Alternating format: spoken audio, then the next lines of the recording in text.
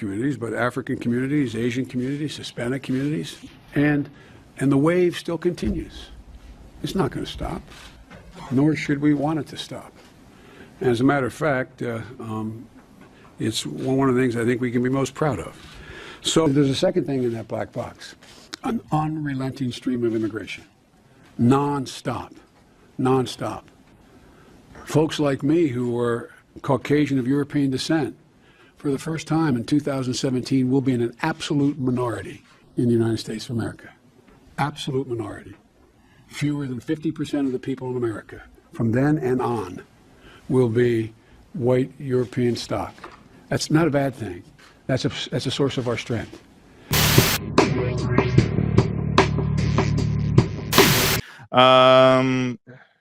There we go. Gator Pete. Yeah, no, we got the last one. Don't worry, Gator Pete. We got you. We're just a little backed up. Okay. Let's see. 1 second. Where is this stuff? Okay. Okay, perfect. All right, folks. Welcome to the Jimmy Dore Show. Keaton Weiss here with Russell Dobular from Due Dissidents, filling in for Jimmy while he is on the road. So some news out of New York. Big question after Mamdani's upset win for the New York mayorship or mayoralty. What do they call it? Mayoralty? It's a hard word to say. Yeah, it's a real word. Yeah, it's a real word, but I don't like it. It's a sticky word. I don't like those sticky words. Mayoralty. Yeah, too many words packed into the same syllable. So anyway, Zoran's win really got the speculation going. Okay, who are going to be some of these next New York Democrats to be primaried? So a guy named Shiose threw his hat in the ring, filed paperwork, launched a primary campaign for Hakeem Jeffries' seat. DSA guy, been speaking at the Starbucks workers events. We'll get a little bit more into who he is in a few minutes. Here he is, member of Brooklyn's Bed-Stuy Crown Heights personal account. That is his personal account. He is on the New York City Council, sort of primarying Hakeem Jeffries from his left. And so when asked about the wisdom of that, one AOC shuts it down. I certainly don't think a primary challenge to the leader is a good idea right now, she told Axios. Representative Alexandria Ocasio-Cortez signaled in an interview with Axios on Monday that she would not support New York City Council member Chiose in a primary challenge against House Minority Leader Hakeem Jeffries. Ocasio-Cortez is one of several high-profile progressives distancing from Osei's potential run, arguing that it is a distraction from New York City Mayor-elect Zohran Mamdani's victory. A distraction? Why would it be a distraction? Progressive Change Campaign Committee head Adam Green told Politico it is not the right moment to launch a primary challenge against Hakeem Jeffries. Mamdani also appeared to discourage his fellow Democratic Socialists of America member on Monday. I believe there are many ways right here in New York City to both deliver on an affordability agenda and take on the authoritarian administration in the White House, Mamdani told reporters of Osei. We'll get more into Mamdani in a few minutes. So Ocasio-Cortez told Axios during a brief interview at the U.S. Capitol that she was not aware that Osei was challenging Jeffries, but she added, I certainly don't think a primary challenge to the leader is a good idea right now. Ocasio-Cortez demurred on other races, declining to weigh in on whether she would support New York City Comptroller Brad Lander if he runs against Representative Dan Goldman. So Brad Lander was the Jewish guy in the race who endorsed Mamdani and encouraged his voters to write in Mamdani second, to rank him second, which is a huge part of why Mamdani won. And Lander would have a pretty good chance against ultra-Zionist Dan Goldman, but they're not interested. Not interested in that. AOC says, no, now is not the time. Osei filed paperwork with the Federal Election Commission on Monday to run for Jeffries' district, which covers portions of Brooklyn. He said in a statement he is exploring a run because Democratic leadership is not only failing to effectively fight back against Donald Trump, they have also failed to deliver a vision that we can all believe in. Jeffries, who had previously repeatedly dismissed the notion of an Osei primary challenge, told reporters at a press conference Monday, "Come on in, the water is warm." Well, easy to be that confident when this guy's apparently getting no support from the people who like to pull up the ladder behind them, like AOC, who came to fame by winning an unlikely primary against a top-ranking Democrat, and obviously Zoran Mamdani beating Democratic royalty, Andrew Cuomo. So here are some of the comments. Marissa, Union Strong, says, yeah, Bernie and AOC say challenge the establishment, immediately followed by, but not like that. It has to be pre-approved by those two cowards. They can both fuck off. Lila Charles Lee says, this is not our time to get Mamdani. Carol Leonard says, I heard she wears a bracelet that says WWND. What would Nancy do? Exactly. Truly is the new Pelosi. Here's Blakely, our friend Blakely, with a take on this development. Here is why I did not fuck with her and Bernie Sanders fight the oligarchy tour that happened recently when everybody else was fawning all over it. Because it's very easy to say, fight the oligarchy, stand up to the establishment, when it's vague and faceless and nameless. But then when somebody takes your advice and says, you know, I'm going to primary the guy who is completely funded and controlled by Wall Street and AIPAC, you go, oh, did I say fight the oligarchy? I didn't mean ours. Similar to what Bernie said when he was asked about Chuck Schumer's disastrous handling of the government shutdown. He's like, well, I'm not going to call for him to step down, but make sure you stand up to the establishment. Okay, so you guys want to tell people to stand up to the establishment, but then when they do in your own party, you're like, what? You didn't mean like that. Which is particularly galling because we all know that AOC has her seat because she challenged an incumbent in leadership. And remember, this is the same AOC that tried to gaslight all of us and tell us that Joe Biden was the best person to run for re-election, that he was fine. This is just the newest example of why I don't trust her. This shit was the nail in the coffin for trust. She and Bernie are hypocrites, but I already dealt with Bernie in the... Keep that in mind. This shit was the nail in the coffin. She referring to she says when Kamala Harris is working tirelessly for a ceasefire. That was the big moment from AOC at the DNC.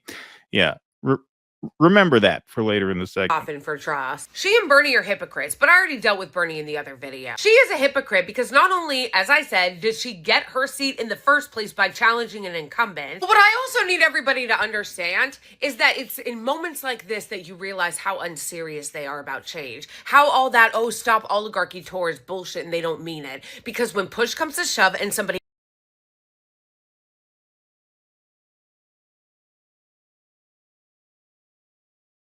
actually says, you know what, Hakeem Jeffries is really fucking corrupt, we should primary him, she swoops in to go, I don't think it's the right time. The same bullshit that they try to manipulate you with every single fucking election, whether it's the midterms or the general election. They constantly tell you, oh, it's not the right time, it's not the right time. No, it's always the right time to oust an AIPAC shill. Thank you.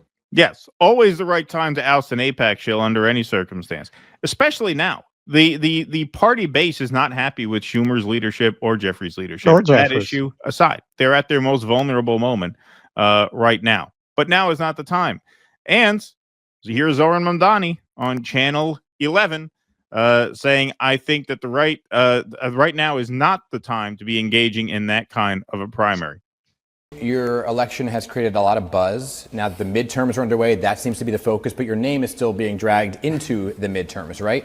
Let me talk about Hakeem Jeffries for a moment, who now may face a challenge from Chi Osei, who is a member of the DSA. You said that there are local issues that Mr. Osei should be focused on, maybe should remain a councilman. Are you saying he should not run against Hakeem Jeffries? No, I'm saying that I think the focus should be right here on New York City. I respect the work that Councilmember Osei has done in the council. But what does that mean? Should he not run? I think that right now is not the time to be engaging in that kind of a primary. I think the focus should be on delivering on this affordability agenda. And what do you make? Why not? Right. Why the hell not? There's absolutely no reason not to. Now's when you have someone. See how unserious they are about building power? Yes. Like now's when you have some wind at your fucking back. Now is the perfect time to do it. That's why the media has been speculating who's going to do it, right? Because now is the best time to do it. If Mamdani lost to Cuomo, nobody would be speculating who's gonna primary Hakeem Jeffries, because it would be an uninteresting story. That would be a non-starter. It's what they call in the politics business. But it's not a non-starter. Why? because our time has come, hasn't it? I thought our time. I thought our time came. Our time has come and gone. That should be his new slogan. I meant and my went. time has come. My time has come. Your time has gone. That should be the new slogan. Zoran wants to make sure AIPAC Shakur I like that nickname. Continues to hold power while saying our time has come. I guess that time is not inclusive for everyone. Now, I want everybody to remember something, because the devil's advocate argument surely is heading into a very high stakes midterm where we're poised to win a lot of seats.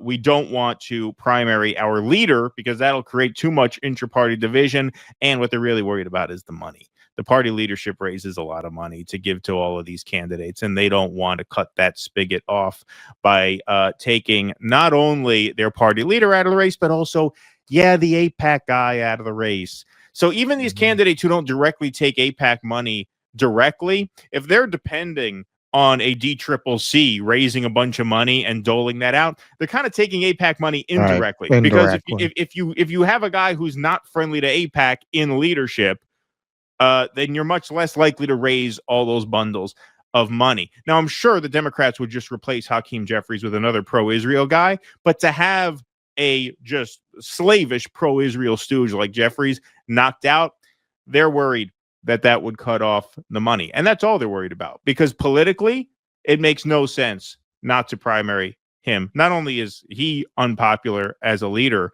but as we can see, if history is an example, remember, the Tea Party, during their rise to power, they successfully primaried Eric Cantor, who was the House Majority Leader at the time, which is the second ranking House member if you're the majority party. The top is Speaker of the House, but House Majority Leader is number 2, and Eric Cantor was taken out during that Tea Party wave in 2014. Cantor became the first person in American history to lose his party's primary while holding the position of House Majority Leader, according to Roll Call, the Capitol Hill newspaper. That was in June of 2014. He would actually resign in August of that year. But you have to ask, okay, well, is taking out party leadership bad for the party? Does that undermine unity? Does that lead to electoral defeat for the party? No, it does not. These were the results of the 2014 midterms. Republicans adding 13 seats to a supermajority in the House, 247 to the Democrats, 188. Now you say, well, 13 seats is not a massive pickup. That's because in 2010, they had gained 61. So there weren't that many winnable seats left to win because they had already gained so many in the 2010 midterms, and they only lost 8 in 2012. So basically that map is about as red as you could possibly expect, having had what happened, having had a populist surge within the party overtake and oust from office Eric Cantor, their House Majority Leader. So there's no doubt, there's no danger that that's going to derail the midterms. But what they're worried about is, of course, the money, the AIPAC money. Republicans are more revolutionary than AOC, says Propaganda and Company. When the Republicans were trying to get their Speaker of the House, Kevin McCarthy confirmed Matt Gaetz said fuck it and voted against his party to trigger a vote for a new speaker, which of course happened. That's how Mike Johnson is where he is, and hasn't that worked out wonderful, right? If AOC actually stood for something, she'd be just as bold. That's right. Now, I want you to remember, because we're going to look into a little bit of who this Chiose guy is.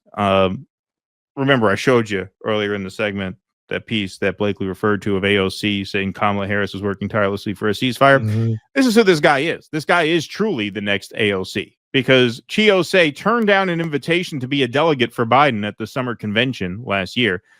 But I'm here now at the DNC as a creator for Kamala. So here's the revolutionary Chiose.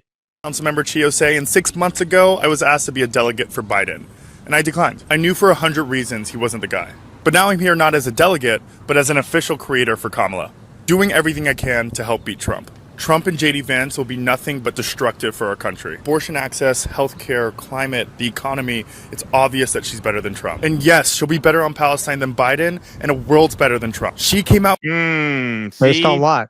Based on what? That's exactly the kind of gaslighting that came from AOC on the convention stage. You know, I mean, I'm sorry, like that is just no. Like that to me is a deal breaker. If you were gaslighting about Palestine for Kamala, that is just despicable and unforgivable. Like, look, I don't expect these Democrats to come out and endorse Donald Trump. I don't expect them to come out and endorse the Greens or anything. But if you vouched for Kamala Harris on the issue of Israel-Palestine, you are a clown. And you are permanently discredited for having done that. And so the point is, this guy is not a rebel. This guy is the next AOC. I mean, literally. I mean, it's right there. He just said exactly what she said. Oh, I wouldn't show up for Biden, but I'm a creator for Kamala. So I'm sorry. I'm a creator for Kamala. You can't even get behind a creator for Kamala if it means defying Hakeem Jeffries and Zora on the same thing. You know, you wonder why the Republicans got Donald Trump to the White House and the American left couldn't get Bernie Sanders through a primary. This is why. Because the fight is not there. Every leftist, quote unquote, you know, for what that term is worth, that ascends within the Democratic Party, they become an island, and they don't want to actually help others get where they've gotten. Like the way that the Republicans pushed Donald Trump into the White House very much originated with the Tea Party. Now, Trump's politics are not exactly the Tea Party politics. They were a little bit more libertarian than he is, but that rebel spirit, that grubby populist rebel spirit, that started brewing with the Tea Party, and that built through the Obama years into 2015 to the point where there was fertile ground for a populist to come up and take the party over. You never can have that momentum on the Democratic side because this is how they act the second they start building any kind of power. Now is not the time. Now is exactly the time. That was the whole narrative when Mamdani won, is that now Richie Torres could be primary. Now Hakeem Jeffries could be primary. Now a progressive can run for Jerry Nadler's seat. Now Dan Goldman could be No, now's not the time for that. Now's not the time for that. That is pretty chicken shit. Not surprising. Well, because it's all fake. They don't care if a right-wing Tea Party takes over. What did that lead to? That led to Donald Trump giving them their fucking wet dream. This fucking half-baked libertarian bullshit is a fantasy for them. What is Donald Trump giving them? Everything. Everything. Cutting healthcare subsidies for the poor, getting rid of SNAP, giving them more tax cuts, giving them more defense contracts, allowing them to loot the treasury more. Why would there be any meaningful resistance to a Tea Party within the GOP? They love that shit. Right.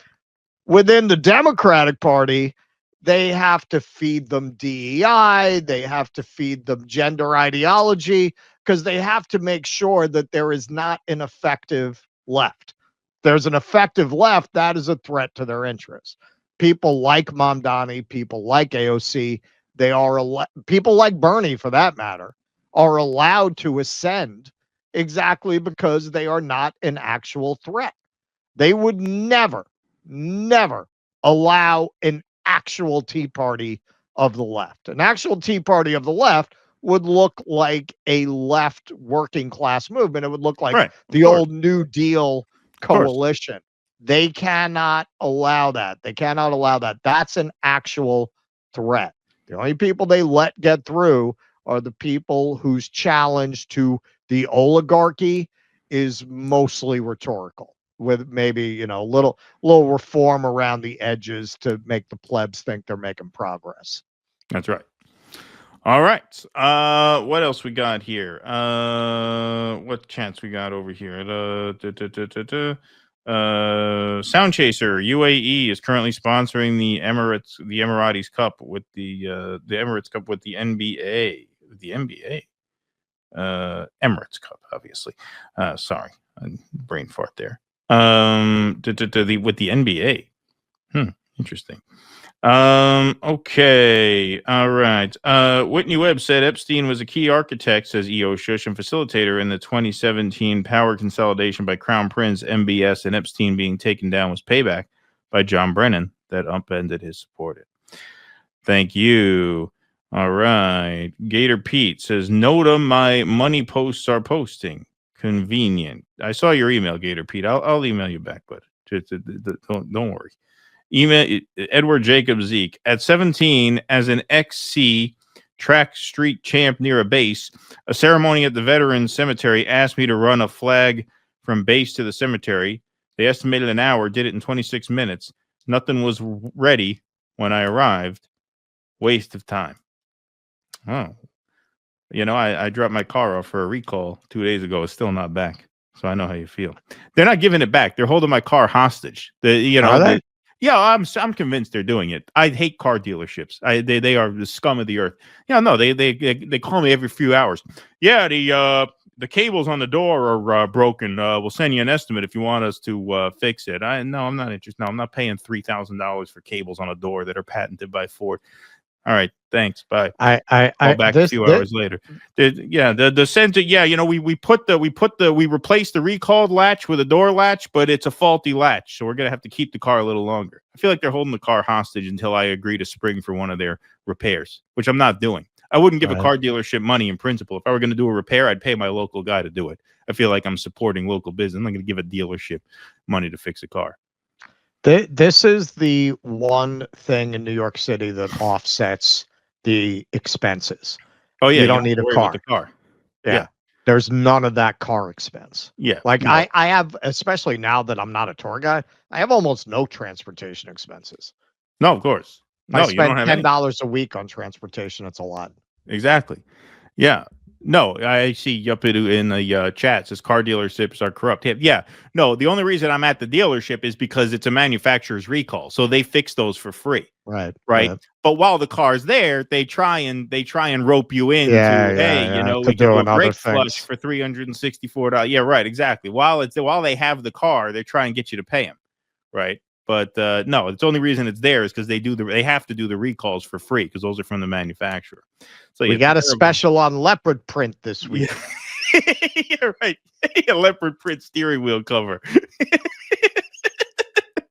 All right, can I go pick the car up? Not yet. It's not ready. We have these new floor mats that I think you might be interested in. No, thanks. I'd really just like the car. Is it ready? Probably not till tomorrow, unless, of course, you'd be interested in these air fresheners that just came in. Yeah, that'd be a good skit. Is a guy, slowly realizing that his car is being held for ransom at the dealer until you agree to pay them some crazy amount of money for some stupid bullshit they don't need. That's a good sketch. I like it. All right. Why don't we do one more?